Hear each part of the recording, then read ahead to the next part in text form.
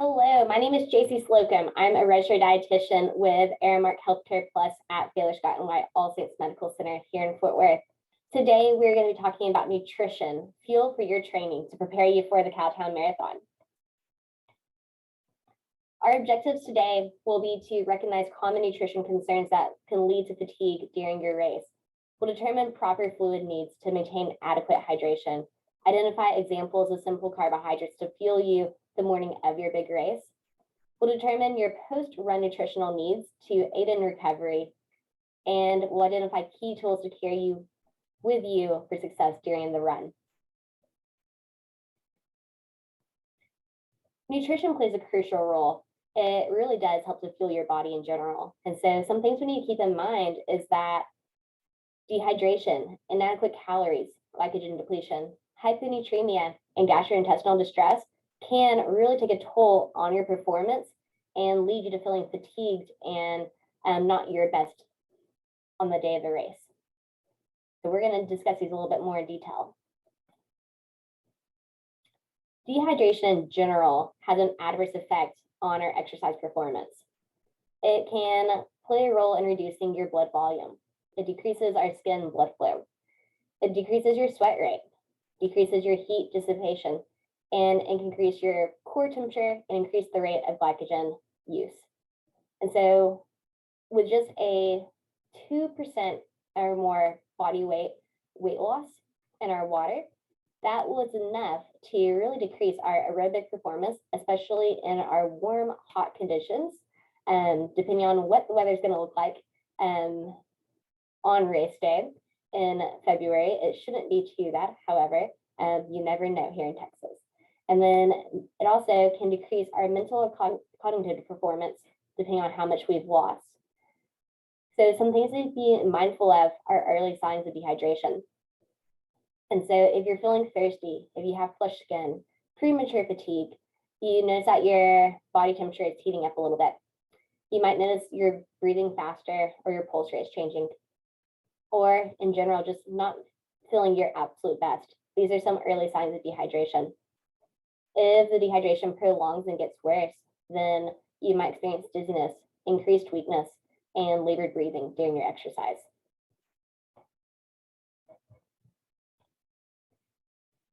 So how much should you be drinking to really help to stay hydrated? So in general, we know we need to focus on hydration on a daily basis. And so if you're drinking at the last minute, the day of, it's probably too late to stay really hydrated. And so make sure that you're staying hydrated on a daily basis. A good goal is to drink about half of your weight in ounces. So for example, someone who is 150 pounds may need about 75 ounces of water per day.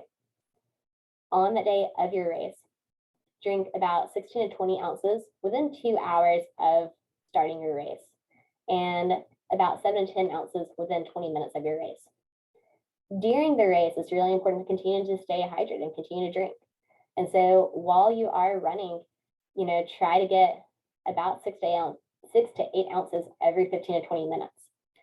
If you're exercising for longer than an hour, in addition to the water, you also need to get some type of electrolyte replacement. So consuming a sports drink like Gatorade, for example, that has about 4 to 8% carbohydrates will provide you with energy for those working muscles. And then afterwards, you gotta rehydrate. And so within 30 minutes, start drinking of finishing your run. And so for every pound you lost during that workout, during that run, you should ideally drink about 24 ounces to make up for that. And so it's a good practice, especially for your longer runs, or especially if it's really hot outside, humid outside, then to definitely make sure you're weighing yourself before you work out and after you work out. That way we can replenish the fluid that was lost during your run through the sweat.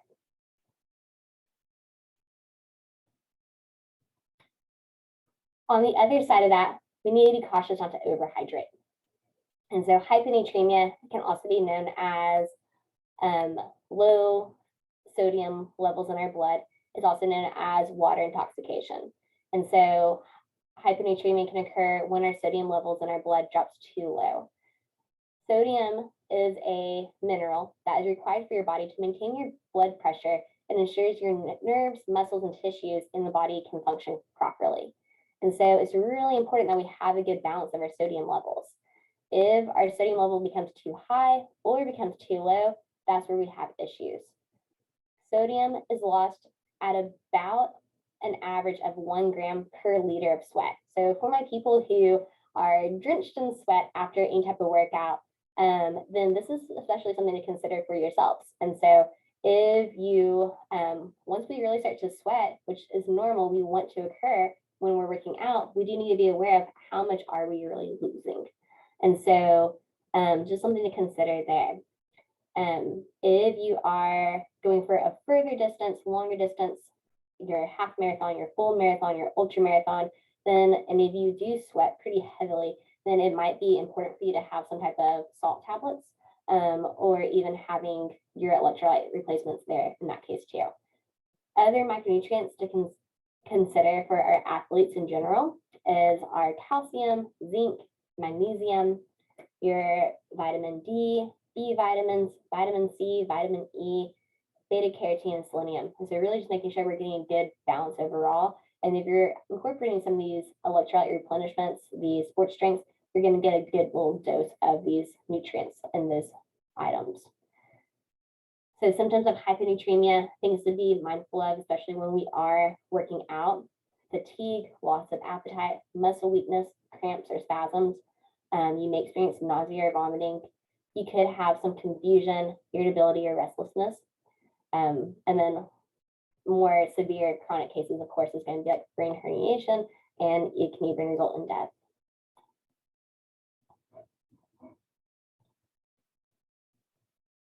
So let's talk a little bit about what we're going to be eating. So our calorie needs and also our nutrient needs for training. I want to give a disclaimer here that we don't have a magic diet. There's not a one size fits all. And so really, the biggest thing here is listen to your body, know what works for you. And anytime we're training for any type of run specifically, don't ever try anything new the day of your race. And so make sure that when you're training and you're working on those longer runs in general, we're kind of practicing those same concepts. And so what we're eating the night before, what we're doing the day of, is going to be really important. It's going to really help you to be at your best. So how much should you be eating? Generally, calorie needs is going to vary. It's based on a lot of different aspects. We don't have just a standardized diet that says everyone should eat this amount. And so your calorie needs are going to be based on your age, your gender, weight, activity levels, and your exercise duration and your frequency. And so there's a lot of factors that kind of play a role there. If we're not consuming enough calories, then you may feel fatigued. You might feel like you're not being able to really recover from those workouts in a timely manner. And so keep a mental note. How do you feel? How do you feel while you're running? How do you feel after you're running? How do you feel several hours afterwards? And so if you run in the morning, how do you feel, 5 o'clock, 6 o'clock in the afternoon? Are you still feeling energized, or are you exhausted by this point? And so some things is just keep note of in that sense. Maybe we need to increase our needs. Maybe we need to decrease them a little bit. If you're feeling pretty sluggish and you're feeling heavy while you are running, that might be something to keep in mind. How can we adjust our needs in that sense? As your runs change, your nutritional needs are going to change too. And so, we don't expect you to eat the exact same amount every single day. And so if you're having longer workouts some days versus shorter workouts the other days, that is going to definitely vary up on what you really do need in your body to feel your best. And so the other thing that I frequently get asked is, what about eating while we're running? And so if you're running for less than an hour, so if you're participating, running less than 60 minutes or so, then really this is based on the individual. Some people do still feel like they need something on their stomach. However, for the most part, we can get away with just drinking water for less than 60 minutes. Now, if the heat is extreme, if it's really humid, that definitely could vary in that sense. If you're running for more than an hour, the recommendation is to consume about 200 to 300 calories per hour. Ideally, this should be in the form of small carbohydrate-rich snacks like gels, chews, or sports drinks. Things are going to be easy to digest that are not going to sit in your stomach for too long. So let's talk about your macronutrients. So we talked a little bit about micronutrients with hyponatremia and then several of those vitamins and minerals that you still need to be really at your top-notch performance level. Macronutrients are made up of your carbohydrates, your fats, and your proteins. carbohydrates is your body's primary fuel source. It's critical to maintain our adequate blood glucose level, maximize our muscle and liver glycogen stores, and replenish the glycogen stores after you exercise. Typically, carbohydrates should make up about 45 to 65% of your estimated needs. So this is really coming from most half your foods. And so something to keep in mind with carbohydrates is that, ideally we want to get more of our whole grains, our fruits, our vegetables, our beans, lentils, things of that nature. The night before your race, the morning of your race, focus on the simple carbohydrates, things that are quick to digest, things that are really easy on your stomach. And so we don't necessarily want high fiber the morning of the night before, just because that fiber is going to take much longer to digest, and it can result in some gastrointestinal distress, maybe some extra bloating, gas. You might have to go to the restroom during your run, things of that nature. And so during the run, your body is going to burn through those glycogen stores within a couple of hours. And so it's really important in that sense. That's why we're kind of replenishing with those quicker acting carbohydrates, like the chews, the gummies, the goo, things of that nature. If you are not refueling your carbohydrates, or if you're not eating a lot of carbohydrates in general, then your body's going to burn through those glycogen stores pretty quickly. And this is where you might hear people reference hitting the wall or bonking. And so when that happens, you're going to feel pretty lousy. It doesn't feel good. It's a terrible sensation. And a lot of times people really struggle to finish races. And so this is why it's really important to make sure we have that good reserve built up in our system, and your body has the glycogen stored where it can continue to replenish you throughout that workout.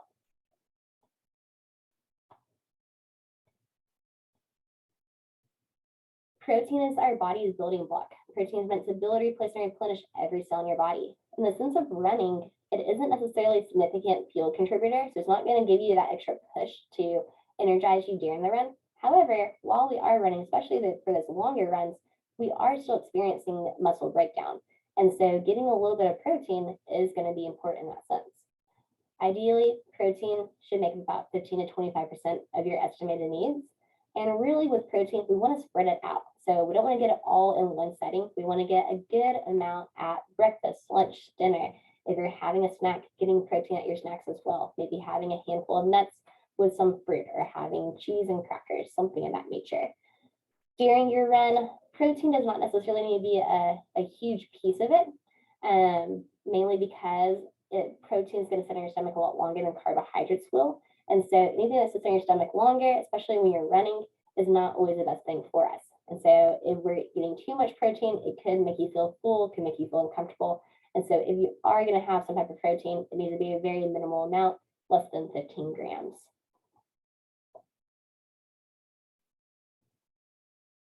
And then fat. Fat is our other macronutrient. Fat's job is to help us to absorb our vitamins and minerals. It also helps to maintain our body's core temperature. And so along with carbohydrates, fat is necessary to sustain our prolonged exercise routine. And so typically fat should make up about 20 to 35% of your estimated needs, making sure we're getting fat through a good balance of healthy options. So getting it through your avocado, your nuts, your seeds, oils, your fatty fish, things of that nature are going to be good ideas there. During the run, we really want to be cautious here. We don't want to get a lot of fat the morning of your race, during your race, mainly because of that fat content. Like protein, it sits in your stomach a lot longer, and so we don't want to get things that are going to take a long time to digest. We want you to really feel good in that sense. And so now that it's race weekend, what are we going to do the night before, the day of? What does that look like for you from a nutrition standpoint? So preparation for the day before your race. And so make sure you're allowing for a day of minimal exertion. And so sip on fluids throughout the day. Remember, hydration early. And so make sure we're hydrating from the very beginning, and we're just always constantly staying hydrated. If we ever get behind, that's where we have issues. And so make sure you're sipping on it throughout the day in general, feeling your best. Eat small meals. Don't try to load up on one really large heavy meal the night before. Make sure we're eating pretty balanced throughout the day, primarily making it a lot of carbohydrates. Carbohydrates, think about having a pasta dinner, maybe having a loaded baked potato, getting some stir fry are some great examples of what could be a pretty heavier carbohydrate, just to kind of help with those glycogen stores. Avoid alcohol, which can interfere with the glycogen metabolism in your liver.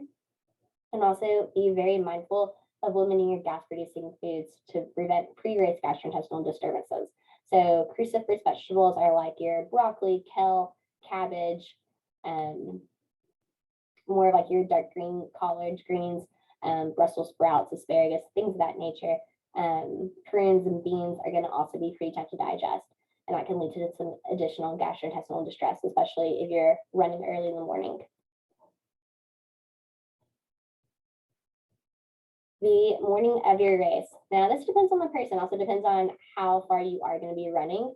But if you are able to get a breakfast in the morning before your race, then definitely consider getting something that's going to be higher in carbohydrate, pretty low in fat and protein. So some examples of that could consist of cereal with fruit and 1% milk or soy milk. You could do a whole grain bagel with tomato and some low fat cream cheese, or maybe doing some low fat flavored yogurt with a banana. And so it doesn't need to be a big gourmet breakfast. We definitely don't want to do a really greasy breakfast in that sense. And so just something that's going to be quick to digest, not too heavy on your stomach in general. For some people, if you are not big on eating breakfast in the morning, or it just makes you more nauseated, then again, practice what you do. And so on your longer runs leading up to race day, make sure that you're kind of practicing that same concept. What am I going to eat? How do I feel? Kind of that's the time to experiment, not the day of. During the race, something to keep in mind is that there will be food and electrolytes available on the course. And so Gatorade will be available on the courses, and then B will be provided to the half, full, and ultra marathon runners at intervals on the course. There will be water stops as well, set up with either cups or refill stations if you have something to refill with. The other thing to keep in mind is that if you're wanting something in addition to that, you want to plan for it. So maybe if you're planning to have some simple carbohydrates, have that packed in either a fanny pack or a belt bag loaded. That way you have that available to you while on your run.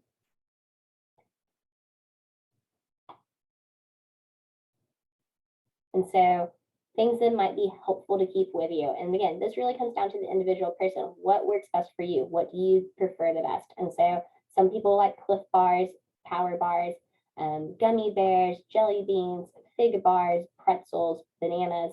So it really just depends on the individual person and what your preference is, and really what helps to fuel you. What's easy to digest, easy to grab from your fanny pack, in that sense, are going to be important for you.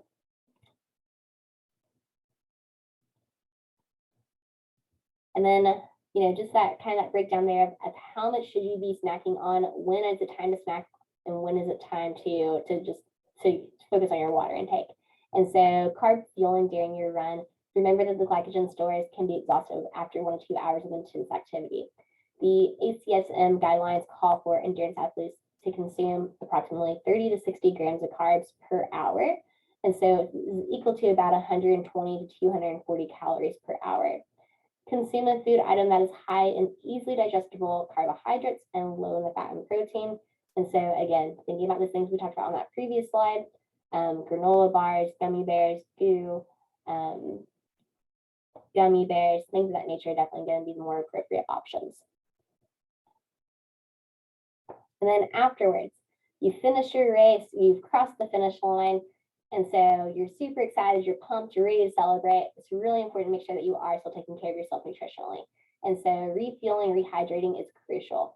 And so make sure that to adequately and efficiently replenish your muscle glycogen, we need to be trying to do the following. And so within 30 minutes after you finish your run, consume about 100 to 400 calorie snack. This can be made up of sports drinks, chocolate milk, or orange juice. My preference is definitely chocolate milk for after you complete a more intense workout, primarily because it has a really good balanced ratio of carbohydrates to protein. So it gives you that carbohydrate that's going to help to replenish those glycogen stores, but also it has the protein that's going to help to rebuild the muscle that from that breakdown we just completed. And so think about things like that are going to be a good choice there. And then within 2 hours after your run, try to get a little bit more of a balanced meal. We still want to focus more so on the carbohydrates in that sense. So we're still doing about a 3-to-1 ratio carb to protein. And so maybe having, again, a pasta dinner, having baked potato, having stir fry, something in that sense is going to be important. In addition to that, make sure you're drinking enough fluid until your urine is pale yellow or clear.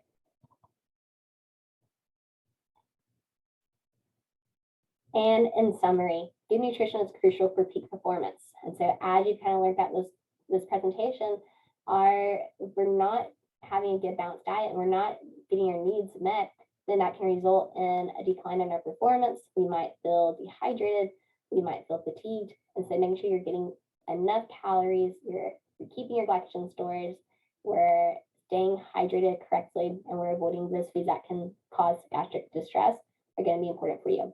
Remember that carbohydrates is not the enemy. Carbohydrates are important for our bodies and is really the preferred form of energy. Nutrition and training must be practiced together. And so before, during, and after your runs, make sure we're not trying anything new the day of the race.